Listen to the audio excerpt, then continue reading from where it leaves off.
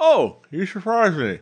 I didn't see you there. Nice to see you on this fine holiday, this Christmas day, on this most joyous day, as we gather around with family and friends. I'm reading the good book, the one of the fellowship, on this fine, joyous day. Today, I bring my friends to gather around this campfire, this jolly gathering. We have none other than Brett. Well, in the last shot, you had like some paper towels and some Colonel Sanders fucking best. But for here, I'm just in my, I don't have the good book, but I am wearing the most festive hat that didn't fit my dog. So how's it going, everybody? Yes. We have Drew. I also found myself a hat. I got some hot chocolate. I got some brownies with Santa on them. Mm-hmm. And you're from the Cleveland area, home of the Brownie. Yes. Brownie the elf, great elf. I would also like to state that this podcast, as per our pre-show, I am not endorsing Little Debbie. I'm not getting paid by Little Debbie to show these brownies with Santa on them. Or Lil Debbie. Or Lil Debbie, the rapper. Yes. I don't know if there's actually a rapper named Lil Debbie. Oh yeah, there is. We're probably bringing Lil Debbie on a later episode. Yes. Special episode. And of course we have Patrick. I'm on Christmas fucking vacation, bitches. Yes. This is wishful thinking that I am not. You've decided to visit Jurassic Park. You've decided. What is hanging off of your microphone? Talk again. It is a plush Pikachu tail. Okay, it looked like a piece of meat. It is a plush Pikachu tail. It may be Pikachu meat. One, Pikachu. Yes. Two, you look less like you're going on Christmas vacation, and more like you're he's on Jurassic Park. Jurassic Park. That's exactly what I was. Oh yes. I spared no expense. Yeah, if I just put some like white powder in my beard, I could totally. Welcome to Jurassic Park. My favorite theory about Jurassic Park, before we get to the meat and potatoes of the episode, is the idea that the whole thing was supposed to be is a fraud, and within the universe that Jurassic Park is a fraud, because if you, especially considering all the inaccurate dinosaurs, it's like they just brought some scientists to fool them to say fucking say these are dinosaurs. Cool. Richard Attenborough, say something. Yes. Jeff Goldblum, he'll do this. And I'll put a cigarette out of my mouth and say, hold on to your butts. I wish I had a cigarette around here. Yeah. But that being said, as I was hold on to your butts. Hold on to your butts. On this joyous day, we're talking a very special album, a very special piece of music that brings us the family and friends, brings the world together in celebration. We are talking about, of course, the legendary purveyors of rap, rock, ska, and every genre you can think of 1990, whatever this came out. Six, I think. I think six. Six? Yeah, because Gerstmann left the band in 7, so we had to get something 1990X album. So, think of this as Melancholy and the Infinite Sadness era. Yes. We are talking about Headboard and Brendan Goes to College. Brett, why don't you elucidate on this album a little bit? All right, let's not jerk anyone off. This is something that includes a few people that I'm a big fan of, and other people that Patrick's a big fan of that I'm less familiar with. He's nodding his head over there, but he's not in screen. But no, this is a band that is kind of a ska band. There is a song with some horns. They've got the upstroke on the down low. They've got some amazing musicianship, but the two frontmen are people that you might know. If you've ever watched Twit, there's a man named Glenn Rubenstein that shows up every now and then. He's known for things such as Petey. What is Glenn Rubenstein? He has a Twitter account, Glenn Rubenstein. Also, Shut Up and Play. Yeah, Shut Up and Play. Yes. The official LAN party of Twit's Game On. From 2012, I believe, was the last time that happened. But no, Glenn, this is a Petaluma, California-based band. I wonder if anybody played Mesa Boogie Amps, because they're from Petaluma too. But no, it's Glenn Rubenstein, who formerly wrote for, I think he wrote for Nintendo Power Wizard magazine. He's a games journalist, and his co-frontman is the guy you look up in the dictionary for games journalist, Jeff Gerstmann.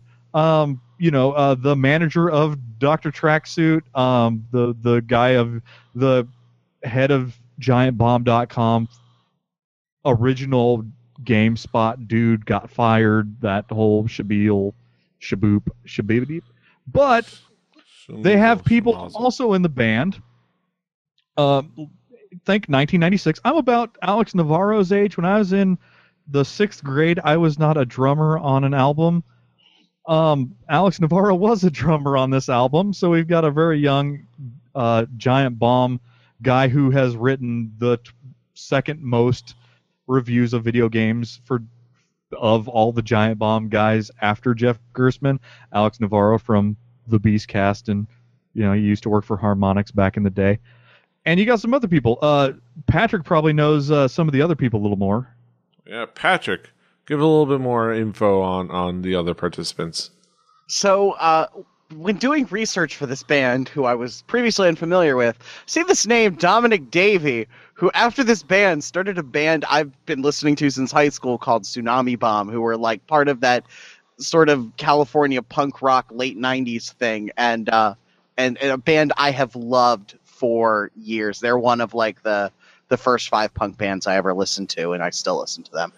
So he was in it, and their original lead singer, who was not really on almost any of the recordings I've ever heard of Tsunami Bomb, because she was in the band for 10 minutes, was on this record somewhere. But yeah, their bass player went on to form one of my favorite bands, and that blew my damn mind. Giant Bomb meets Tsunami Bomb. Yes. Which is a fun. Otherwise, I had no idea what this was. I knew there was rapping, and there was ska, and there was 2 people who worked in games journalism for many years, or 3, I guess. Yeah. So yeah, there was that. And it was from the 90s. And you got to think, this is 1996, I think, was when GameSpot launched. Yes. And then became the world's largest video game website. Because Jeff was very early in that. I remember. I think I remember that launch happening. Maybe. Go listen to the back episodes of the Bombcast. Listen to all 8 years or so of them. Yeah. You'll hear all about this. That's actually, I heard snippets that there was a band that existed that was Glenn and Jeff, and I didn't know about Alex until later. And it took me until this Christmas special to track down. We tried to get solid copies of this, and we should probably let you know at the top end. There's a playlist on YouTube, but if you find a hard copy of this album, hang on to it. There aren't a whole lot of them out there. We even had inside people on the inside. We had moles trying to get us this album. It was not successful, but for Christmas, YouTube is good enough. It's not going to be the greatest sound quality, but you're going to get the most of it. Probably not much better than they recorded it. But Drew, what were your expectations? What's your experience with the people involved? Well, at Brett's urgings, I started following Giant Bomb. I remember the Gerstmann debacle, the Kanan Lynch fiasco, as I like to call it. And I sort of knew who he was, but I never really followed Giant Bomb, him and Alex Navarro and all them boys. But I started to. So I got more familiar with Gerstmann. Before that, the 2 things I knew Jeff Gerstmann for was the Kanan Lynch fiasco and grabbing Brian Brushwood's butt on a late night at Twit. That was about it. I knew Glenn Rubenstein had a Twitter. That I knew about that, and I know Tsunami Bomb as well. I'm familiar with their work. They're pretty solid.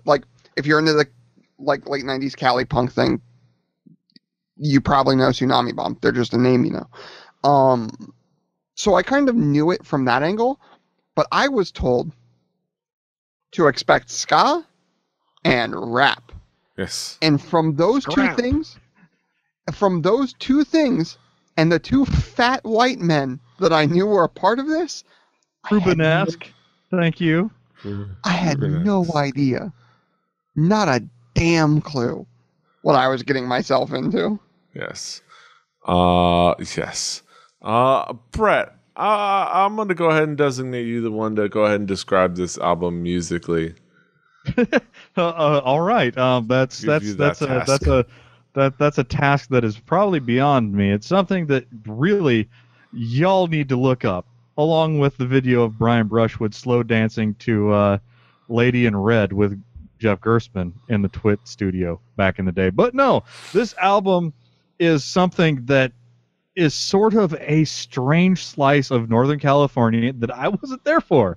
It is a sort of mashup of the upstroke ska type, doesn't always have horns in your face, but it has two frontmen going back and forth, sort of rapping with each other as Petey gets that good paper towel action. Look at that. It's bounty. It's the quicker picker upper. But it's one of those things that I was around for a lot of ska stuff being something you heard even before the swing thing happened, and ska was after that had a definite sound, and it's a very California style of music. Like, you got to think, these guys grew up, like Jeff Gerstmann talked about how Green Day played his high school, like his high school gym or something. Like, Northern California music, like just north of San Francisco at Petaluma, the home of the chicken festival or whatever they talk about. There's some music stuff. Like I said, Mesa Boogie is from there. It's a place where music happens. But this is a mashup before mashups were a thing. In 1996, I would have never have thought two white dudes, two rotund white men on the front of the stage who had very hilarious names, rap names, not regular names, would rap together with a full band behind them and be good enough to release several albums. Do you want to mention the rap names? There was G-Man. There's a hyphen. And hyphen M-A-N. Yeah, and what was Gerstmann? USA Pipe. Yes. US Pipe. Yeah. US Pipe. And I tell you this, there may not be those characters anymore, but holy crap, at PAX, you can see Dr. Tracksuit, who is very similar to Jeff Gerstmann in looks and shape and size, although he does the cocaine and wears a tracksuit. He is a wrestler. But, I love the fact that some of the things that came from this, I see they add to the showmanship and the trickle down of what grew into the giant bomb stuff that I enjoy today. Mm-hmm. Drew, how would you describe this album musically? I started this with, I didn't know what I was getting myself into.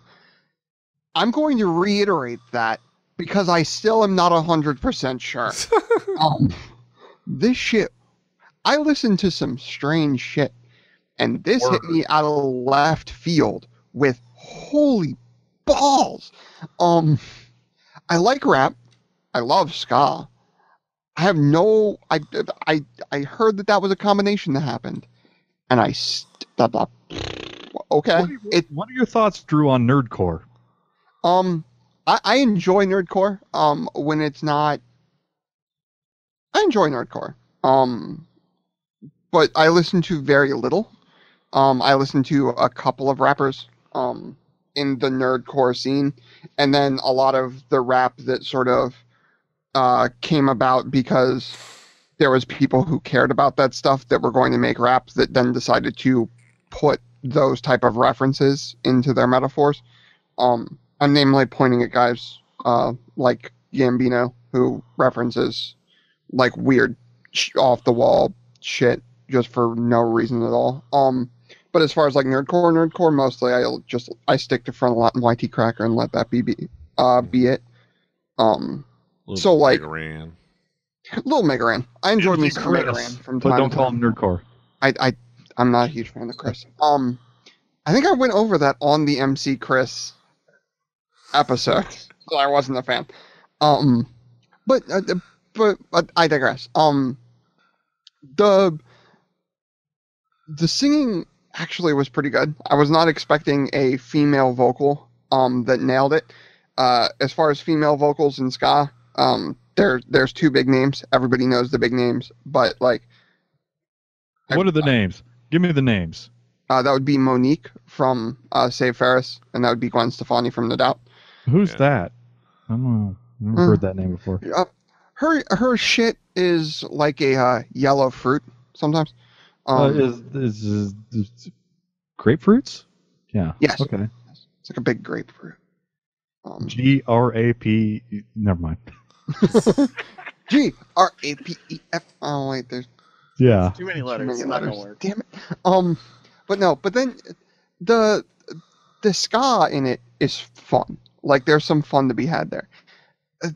Glenn Rubenstein and Jeff Gerstmann, I was not expecting anything new in hip hop to come out of Glenn Rubenstein and Jeff Gerstmann. I wasn't expecting their flow to be inventive or new or something I hadn't heard before. Spoiler alert, I was right. Yes. but they were serviceable. Like they were way more serviceable than I would have given them credit for beforehand. As we said, rotund white men. That's not the demographic you go for hard-hitting hip-hop music. Except for Bubba Sparks. I mean, it was easy. Oh, wait, we went through all kinds of white rappers. We went through an entire website that listed... Bubba Sparks being the exception that proves the rule. Oh, man. There was bad white rappers. Yeah, there are a bunch. Yeah, and Glenn and Jeff aren't bad. There's nothing inventive. There's nothing new. You don't get anything that's crazy or out there.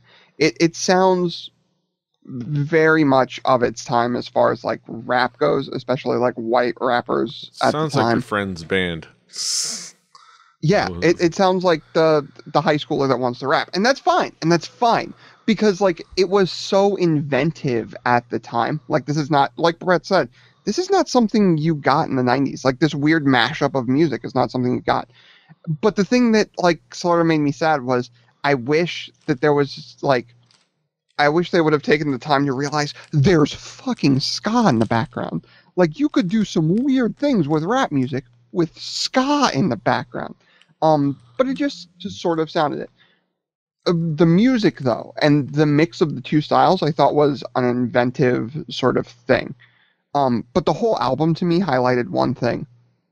Holy crap. We have come a long way for ease of use of getting a good fidelity record out. The mixing and the recording of this record was exactly what you expect out of a 90s shoestring budget in the punk scene. Like this is like 90s punk rock albums. Like if it weren't the Bad Religions or the NoFXs, if it was somebody had to dig deep in the cassette bin for, this is it. And we couldn't even get it in the cassette bin. Yeah. Yeah. Like you were just happy to have like punk rock music. And nowadays, like you have small bands that make albums that sound absolutely fantastic. We have come a long way in sort of the fidelity that you can get at very cheap. And also the knowledge of mixing. I'm going to get into it with one song here in particular that me and Brett might be able to yell about when I get into it. But like, this is what, if you ever wondered, if you're a young listener out there, I don't know how many 15-year-old listeners we have, but if you're a young listener out there and you want to hear, you want to hear the fidelity that like you had to deal with. Guys like us would be able to get in our bands recording on tape in the 90s. Like my junior high of listening to shitty punk bands on shitty CDs and shitty stuff you could get, like we talked about before on things like Napster and stuff, and like things you were bootlegging and like trying to just scratch out and eke out. This is the fidelity you're going to get, and it leaves a lot to be desired. I would like to see this mixed better, just to see what we could get. The remasters of Headboard. Get those master tapes. See if we can fix them. To Rick Rubin. Hey, if Glenn Rubenstein or Jeff Gerstmann listen to this, get back together. Y'all got some money now. More realistically, Alex Navarro, I'm a fan of your work.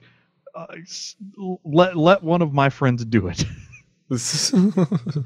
I know a friend. If you send it to him, he's been itching to flex his mixing muscles again. Yeah, I can probably find somebody that will do it pro bono. Yes. Like, seriously. Just to rescue it. We might have to send files to Austin, Texas, but... Yeah, but that's not neither here nor there. Let's talk about some tracks, some key tracks on this album. Brett, what would be some of the key tracks to zero in? All right. You know, I'm gonna go with the greatest hits of Headboard. The things that jumped out at me. First off, you turn this record on, you start hearing stuff, and you're like listening, like okay. And then Electron Travolta, the statement that will be stuck in my head for a while comes up. They start off really, really good. I really enjoyed what they had going on with Frozen Sunshine. Like, especially the stretch where they were like, yo, get my Boba Fett out your pants. And other such statements as, I got a zebra in my mouth, talking about Fruit Stripe. Yo, want some? They do stuff with some standard ska beats and the standard upstroke, never play the kick on the one kind of deals that really made me smile. But then they did stuff with like the song Time. They have some of the most effective use of ska wah guitar, and there is some way better than it should be bass. Like, the bass on this album, hands down, like the most skilled thing that's going on. And that's by far. Yeah, like, seriously. Like, the bass work in this was great. We gotta put some caveats on this. The drummer of the band, Alex Navarro, Wolf of Scoops and the Wolf in the Morning, a man who is my age. At this time, I could not play anything on a guitar. I was shitty. This guy was playing an album on his drums. Like, we are about the same age. The dude is playing drums on this. I review this album as something... I would review the drumming on itself without the caveat of there being a child playing the drums. That blows my gourd, and it makes very much sense that like the guys that I know of by name that have worked for Harmonix, the ones that I know by name, we're all drummers, which for rhythm games kind of makes sense. Yeah. But the other song that is really the song of the album for me is the Mattress Disco. You never want to wake up with your dick got some stank or whatever they said. It's a for real good song. Like, it's not a for real great song, but it's a good song, and it really made me smile a bunch. You got to come into this album looking for entertainment, not for like Beethoven. So those were some songs, Frozen Sunshine, Time, and Mattress Disco. Yes, that really stood out to me. Patrick, what would be some of the key tracks for you? So this is 1996. At this point, I'm trying to think of like rap music that had real instruments. I realized I may have skipped you. I may have skipped you on your. Go get a little of that in. So in 1996, rap music that were bands that had rap music, and this is even in limited quantities, where The Roots existed, Anthrax did a song with Public Enemy, Aerosmith with Run DMC, and to some extent Faith No More. That's it, basically, at this point. Now, the Sugar Hill Gang took that bass line from somewhere. Yeah, so. But like, who were playing with a band. That was kind of it. We had not hit rap metal yet, thank God. I'm like a chainsaw. What? I shall I skin like your how ass your raw. thought on rap metal. Your first thought is, I'm like a chainsaw. Yeah. Not. I mean, I guess Korn probably existed by Hey, then. they invented dubstep. Yeah, that's what happened. So this album sounds exactly like 1996, and it's been just long enough since then that you can be a little bit nostalgic for some of the cheese of 1996, and this is full of it. But it's so much goddamn fun, and it's executed precisely well enough. It's just good enough to kind of be fun. I really like so the thing I noticed about this that was kind of cool was the notion of, yes, they have a band, but they kind of still sample shit. Like Time just is like the hook from a Steve Miller Band song. Uh-huh. Why not just fucking sample Steve Miller Band? No, because we got a girl who can sing, and we can play that fucking, like, we can like change that guitar hook into like a ska thing, and they did it, and it worked. I'll have you know, Chromeo did the effect from Time, Yes. but they didn't go a whole hog into it. Yeah, but like they just, let's just make the hook be fucking Time, that you know, be a Steve Miller Band song. Mattress Disco, that song's actually kind of good. Word. And the rapping, like, here's the thing about the rapping, and this is the way I said it. I would rather listen to all the rapping on this record than anything by Flo Rida or Pitbull. It's better than that. Florida? Yeah, better than Florida or Pitbull. It isn't good rap, but it is not anywhere near as bad as people who make millions of dollars as rappers. Like, it's kind of what it is. It's two fucking nerds from Petaluma making fun music, and it kind of, if you put yourself in the right headspace, it's kind of all right. And I also just like, and it's partially because of the way I've heard it more recently, is people who died. So fairly recently, as part of the AV Undercover series, Guar mixed that into a Pet Shop Boys song because it's Guar, and it was after Dave Brockie died. Mm-hmm. And they like broke into people who died. It was fantastic. And then I hear this version, all these people who diggity died, and oh my God, it diggity killed me. Like, it's so stupid, but I'm like, God, I'm okay with this for some weird reason. It's not even so bad it's good. It's kind of just, it's so good it's bad. yeah, Yes. it's something where we're just far enough removed from this Yeah. that you can kind of look back on it and be like, no, this wasn't really that bad. I mean, yeah, it wasn't good, but it was kind of all right. It's fun, it's cheesy, but Even without the names on this, yeah, it's kind of all right. True. What would be some of the key tracks for you? Let's go with Crank It Up first. Because in that song, the beginning of it, before the rap comes in my opinion, you can't get more Cali ska sound if you tried. Okay, Drew, let's give everybody your background, because there might be some people that don't know who Drew is, or your background. This is probably the most qualified album for you to review than just about anything, because you were amateur, and take it away. Yeah. I played some ska music in my day. I played some bass. I also worked on a couple of shitty albums that I made in a shitty ska band. So like the ska parts of this, my wheelhouse. And we'll get into something that deviates from that and my anger in a couple of songs here. But Crank It Up. It's California ska. It is 90s California ska up until the rap comes in, like almost stylistically too perfect. Like, it's kind of weird and ridiculous to me. It is, if you were to parody late 90s California ska, you couldn't do a better job than they did on this. But they weren't parodying it because it came out in 96. So, like, they were in the thick of it. Like, this was just something they wanted to do. So, like, hey, that kind of sound is what got me into ska originally. I definitely dig it.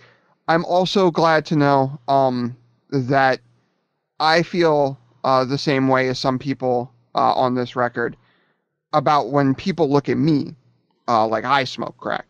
So that's Hey, always fantastic. Jeff Gerstmann says that he lives clean for America, never done Yes. drugs, which makes it hilarious to hear him. Yeah, but yeah, Indeed. U.S. pipe. I commend the pipe. And not the one getting laid by J.R. Smith. Basketball joke. Let's move on. I'm also going to talk about Mattress Disco. Everybody here talked about Mattress Disco. It's a great, like, inventive, like, fun, bouncy song. I feel like this song is where the ska plus rap combo played best for me. But, like, there was something about this song that drove me absolutely crazy. What was it, Drew? Tell me, preach it, brother. What made you unhappy about this? Was it the hand on the butt part? It was the fucking mix in the verse that, like, one dude. Like it was recorded down the street. Well, that like the rap part was like recorded like far away, and like you had one guy panned hard left, one guy panned hard right, and then the other guy right dead center, and I don't understand why that was a stylistic choice they decided to make on rapping vocals. I don't get it. 1996 and they were teenagers. I doubt that. That's why. The guys who are rapping were definitely older than that, but that was probably not a call that any of them made, because that was long before any kid with a MacBook could pull up Pro Tools and grab a microphone off the rack and make a good album. But yes, I guarantee you that if they were to mix it today, it would sound way different. Yeah, that vocal mix would not fly in today's mixing, and it drove me up a wall for what was otherwise a fantastic song. And then I'm gonna get into it. I'm gonna say something about it. Fucking preach it to me, brother. Preach it to me. Tell me, you got it. I've got my hands up. They're playing my song, "Butterflies Fly Away." Tell me. Really? That's the reference you're gonna make? That's the only thing that I had in my head. I'm sorry. It's Christmas. Thanks, Smiley. G-man or G-man. Yeah. Yes. The fuck. You could kind of, if your reaction to this album is the fuck, you're not wrong. You're not wrong. The thing about it is, like, everything up until G-man that I got to, it was like this weird inventive mix of like 90s pop, rock, and ska and rap music, and like just sounded like everybody having fun. And then Glenn Rubenstein decided to have a song that was like named after his rap alter ego and kick all of the like weird inventive ska stuff out of it. Hey, Drew, just remember, every single one of us in this room is 1 degree of Kevin Bacon away from every member of this band. So I understand if you're going to twist your dagger, do it hard. Make it worthwhile. No, like, and that's the thing, is like, I understand that, and like, I understand the mentality of these people. I just don't. Everything else on this record, like, I got, and it was fun. And like, there's a certain point where, like, if I don't get why this was. There's a point as a band where you sit down and you look at like the arc of the album you're going to make, and we alluded to it. I've made a couple of ska albums. There were songs that we have left on the cutting room floor. We broke up, and those songs will never ever see the light of day, and I'm okay with that, because they didn't fit the album, or like the songs weren't right for the album. There was no point where any of them said, maybe this one's not for this album, or maybe this one's not what we want to go after. Like, it doesn't feel as like pure, like, the music of it. Like, the lyrics are still fun and goofy and made me chuckle, but the music of it didn't match that, which the rest of the album, the goofy fun lyrics matched the goofy fun music. So like, there was a disconnect for me in that song, and I was so confused as to why it got on there as I flip my Santa ball around. But like, it was just weird. Like every other song, I went, "Oh, what the fuck is this?" Like in a funny way, but I went like, it's a song I don't understand, I guess. Yeah. And like Brett said, we are a couple steps away from them. So if this ends up getting in their hands, and they hear me railing on this song, it does not come from a place of hating. It is coming from a place of utter confusion and a sea of confusion at this record to begin with. Yeah. How this made the cut, I will never understand. Yes. I want to reiterate the fact that we are one step away from many people who worked with and still work with the members of this band. We were still not able to get hard copies of this album. So like this may be we may be preaching, we may just be talking about YouTube videos that will disappear. If somebody is listening to this in 2075, we're sorry. I hope that somebody has archived all of what has gone on here. But until then, let's hear what other people have to say. Petey, I like the Swiss Miss. Actually, I want to bring that up. You got some? Is that marshmallow I've got a nice cup of batteries. Oh yeah, yeah. Juice it up. Refreshing, juicy. I think it deserves to be saved. Yes. Nothing charges you up like hot batteries and a cigar. Hey, how you doing? Nothing says Miami. Cigar. Like a cigar that probably won't get smoked until a while. Probably until the playoffs. Playoffs? Which playoffs? The basketballs. You'll have to figure that one out at home. The only playoffs on my horizon. Let's just put it the Dolphins? The Miami Dolphins not headed toward the playoffs? Oh, I'm sorry, Petey. Now we're dating ourselves because the Dolphins are gonna like own NFL from like 2020 until 2075, and people are gonna be like, "Why did you make fun of the Yankees?" You know, it's like, yeah. Yeah, we were there, man. You didn't know. Hey, wait. If we're going to talk about like 2020 and sports history, we can just make fun of the Browns and it'll still be relevant. Yes. Yeah, the Raiders and the Browns in the Super Bowl.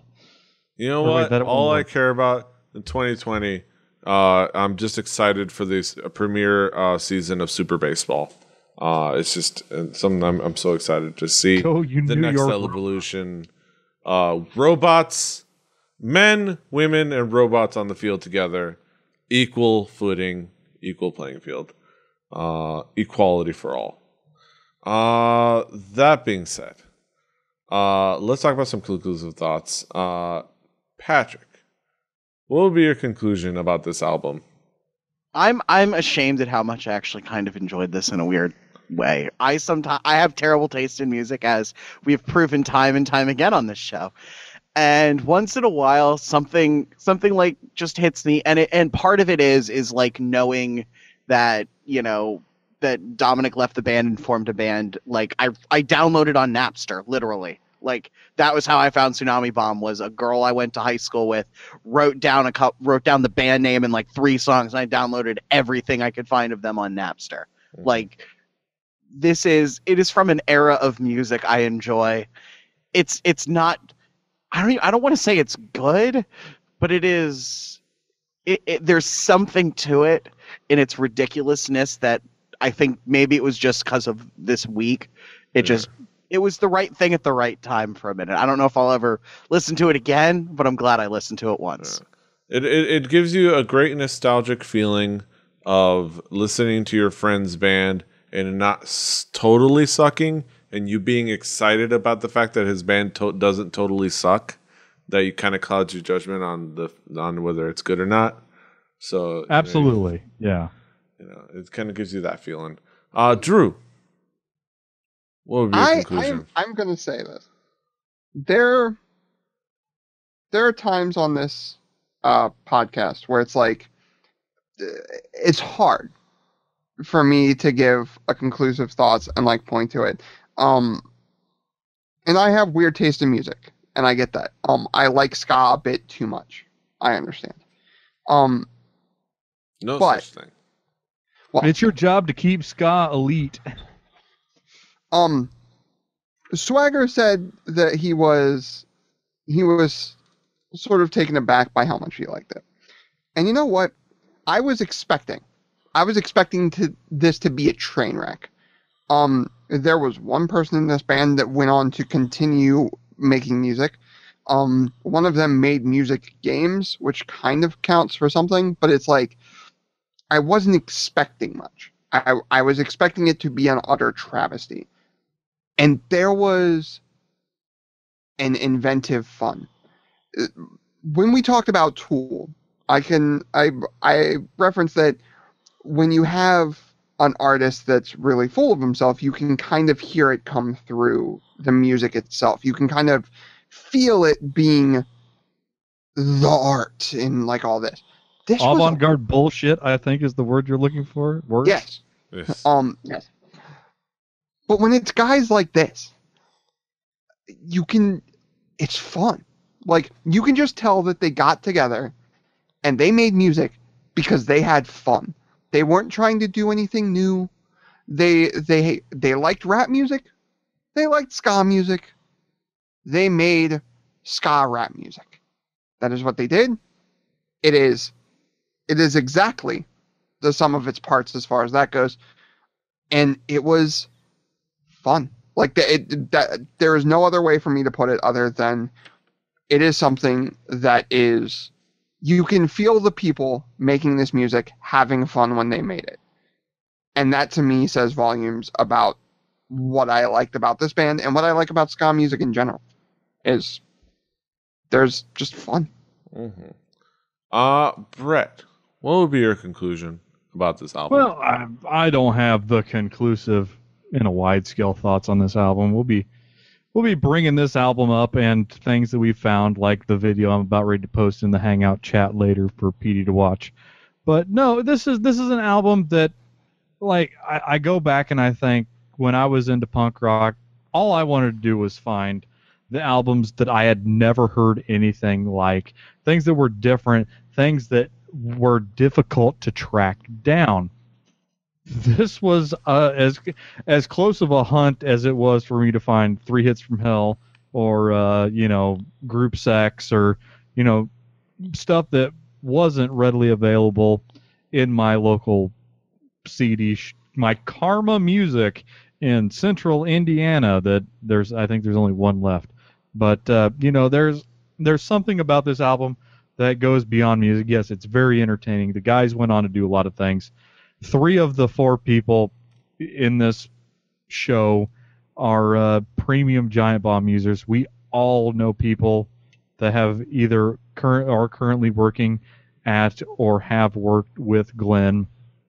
It's one of those things where it's kind of neat to listen to a band that you're not direct. It's not something like we're reviewing a friend's album, but we're reviewing somebody that we know more than a stranger. Like there's something a little more than a stranger's album, and it's damn entertaining. And if you're one of those people that know the works of anybody who's in this band, from anyone in it, it's an entertaining ride. And if not, and I'm talking to you squiggles, listen to this album. It'll be a fun time, and everybody can find something silly. I mean, just the fact they're singing about "Get My Boba Fett Out Your Pants" in 1996, when you could go to a store and, like my wife did, and buy a in the box AT-AT and then open it up, and then later find out that it's worth a ton of money. But yeah, I'm not bitter. Yeah. Headboard. So those are our thoughts, and now we get to our main event of the evening. We sum it all up with a haiku. Let's start with Drew. What is your haiku? I cannot believe the rapping that I got from these 2 rotund white men. Yes. I'll put mine in second.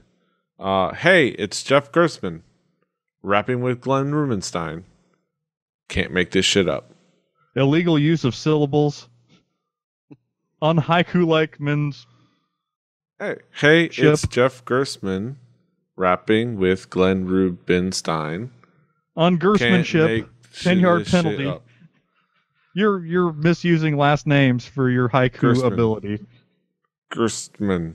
Well, sorry, Yeah, makes sense. Rubenstein. Refrigerator. Yes. Patrick, what is your haiku? 1996. An album of its era. Shamefully good fun. Mm-hmm. And Brett, what is your haiku? Least but not least, two Rubenesque men backed by a real solid band. So you, fuck Dave Lang. There you go. Those are our thoughts on Headboard. I would like to say, this is our Christmas present to you. Yes. Bringing this record up, go! So much fun. Yes, go have fun. Go spend your Christmas with Headboard. It's not going to be Record Breakers the home game as normal. PD, explain why. But it'll be on YouTube because it's just not around anywhere. But PD did the work. PD went and gathered this. Yes. In his basket, his YouTube basket, he plucked each and put them in there for you guys to see. Now, mind you, don't go to YouTube and search Headboard videos because you will find videos reviewing headboards from Costco. Yeah. But you go talk to me. Come to me. I'll help you out. I'll hook you up. Come to Papi Pedro. Come to Pedro. I'll hook you up. I'll get you started. I'll get you good. Don't go to other guys. Try to get the info. Try to get the word. Come to me. I'm the guy you should trust. The guy you should depend on. You can find it on YouTube. Play Record Breakers the home game on this special holiday season. Holiday episode, Christmas episode. Spend your Christmas with Headboard and Glenn Rubenstein and Jeff Gerstmann. Listening to G-Man and US Pipe. We will be back. G-MAN. We will be back next week with another Record Breakers. I hope you enjoyed this week's Record Breakers. We will be back to our regular schedule. You can, of course, find us all over the internet. Patrick is at The Swagger. Brett is at HibbityBibber, HIBBITYBIBBARD. Drew is at X I'm at PD Rave. The show is at 4 Record Breakers. That's the number 4. Record Breakers, recordbreakerspodcast.com, recordbreakerspodcast@gmail.com.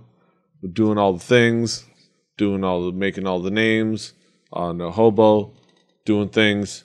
I leave you on this most joyous day with a good word from the good book.